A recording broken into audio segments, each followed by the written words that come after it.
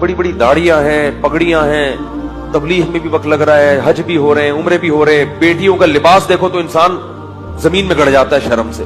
अपनी बेटी को ये क्यों पहनाया हुआ है आपने भाई? पूरी आस्तीन क्यों नहीं पहना देते बच्ची को? अपनी पूरे कपड़े क्यों नहीं पहना देते? बच्ची को जो आदमी पूरे कपड़े नहीं पहना सकता वो जन्नत में जाने के ख्वाब, बोलो भाई, छोड़ दे। कुछ भी कर लो, 100 हज कर लो, 100 उम्रे कर लो, उल्टे लटक के 27वीं रात में रो रो के कारपेट को भिगो दो।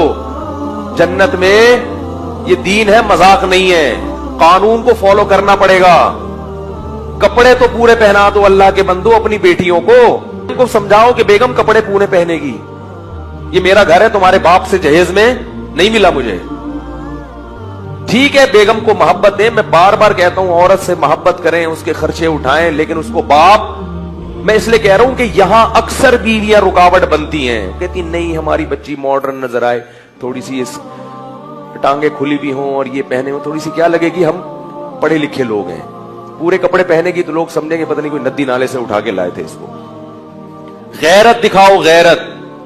बाज औरतें अच्छी होती हैं मर्दों की निस्बत, मर्द नहीं पहनने देता, औरत गैरत दिखाती है। लेकिन अक्सर यहां मामले में खवातीन रुकावट डालती हैं, क्योंकि अल्लाह ने हर एक को, औरत पे अल्लाह ने हया ज्यादा रखी है, मगर गैरत अल्लाह ने मर्द में ज्यादा रखी। इसलिए मैं मर्दों को कह रहा हूं कि तुम्हारी बेटी है, तुम पूरे कपड़े क्यों नहीं पहनाते उसको?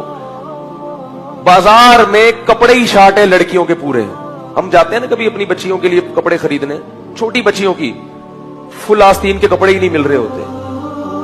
मैं कहता हूं यार, कोई दुनिया में क्या नमाजी लोग खत्म हो गए हैं? फुल आस्तीन के कपड़े नहीं मिलते, इतनी मुसीबत हो जाती है। और यही हाल मक्का मदीना का भी है। सऊदी अरब से हमारे एक दोस्त हमारी भतीजी के लिए कुछ कपड़े ले गिफ्ट में लाना चाहते थे। कहते हैं पूरी मार्केटें तलाश कर ली, कोई शलवार कमीज नहीं मिली। मक्का मदीना में पैंटें बिक रही हैं लड़कियों के लिए, पतलूनें बिक रही हैं। अरबों का कल्चर वाट लग गई है, उस कल्चर को फॉलो मत करो।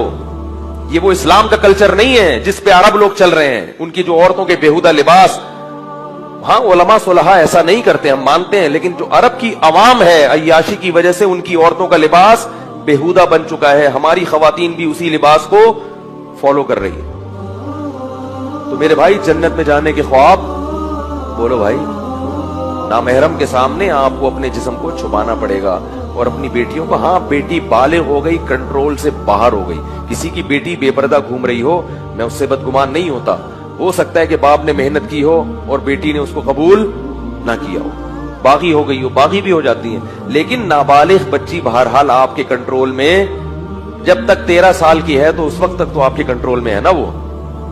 फिर भी अगर मेरे भाई आपके कंट्रोल में नहीं है और आप कहते हो मैं बेगम के सामने आजिज हूं, तो ऐसा करो कि आप चूड़ियां पहन के बेगम बन जाओ और बेगम को क्या कर दो, शौहर का खिताब दे दो। क्योंकि आप कमा कमा के खिला भी रहे हो और इतनी भी नहीं घर में चला सकते कि अपनी बच्चों को आप दुपट्टा उड़वा दो।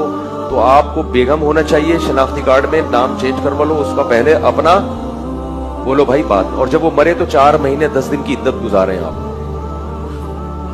और अपने नाम के साथ बेवा लगा दें। तो ये क्या बात है, आधा आदमी आधा औरत? तो फिर पूरे बनो, एक तरफ हो जाओ। ये दरमियान वाली चीज सही नहीं।